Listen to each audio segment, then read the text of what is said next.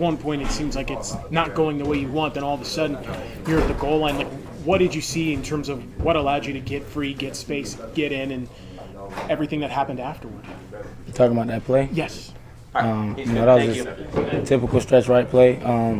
We've been running it all game, so I feel like they knew it was coming. Before I got the ball in my hand, the whole defense flowed with the O-line, so I just tried to cut it back, make a play. I seen a guy out of my peripheral, and luckily I broke the tackle and dove in the end zone. What was that final 30 seconds like? You guys finally have the lead. It seems like you've got it. Then all of a sudden you see this 54-yard field goal go in. Did you know, like, okay, it was in, or did it hit you like, okay, once it went in, like, game over, you guys had lost? Yeah, once it went in, I knew the game was over. So that's it.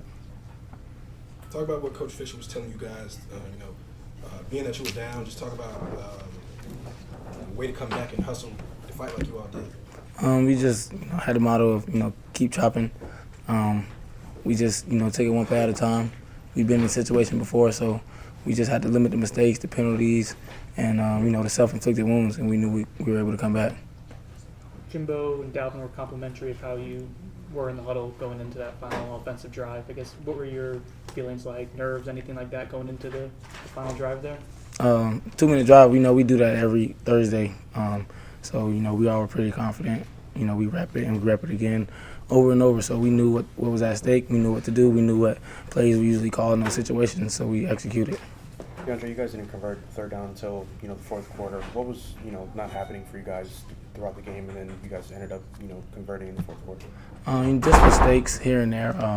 Everyone took turns making a mistake, and against a good football team like North Carolina, you can't do that. So those, were self-inflicted wounds that hurt us in the first half.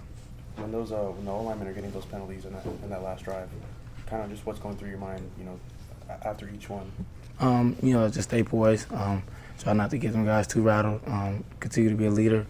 Continue to focus on my job and doing it well. Talk about these self-inflicted wounds. What do you think it is that's going to stop this team from committing those wounds and understanding it's those sorts of miscues that put them in this position that they're either having to come from behind or they don't win games? Just continue to practice better, to learn how to practice better, to learn not to make those mistakes in practice because they will translate to the game. Deondre, what would constitute as a successful season? Now, it'll be tough to get back into a championship race, but over these next, 7 games, what would constitute a successful season? Coming to practice every day with the right attitude, coming to work, moving on, just trying to get better every day, trying to become a better team.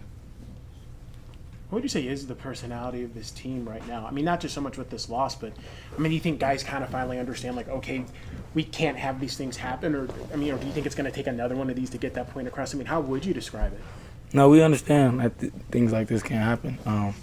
We understand that we've lost 2 games now, and we wouldn't have lost this game if it wasn't for, the mistakes that we had in the first half. Offense, we made a lot of mistakes. Like you said, we wasn't converting on third down, but we just got to come out to practice better. We can't practice the way we practice and expect to go out, and just get a win like that against good teams. All right, we good? Thank you. Thank you.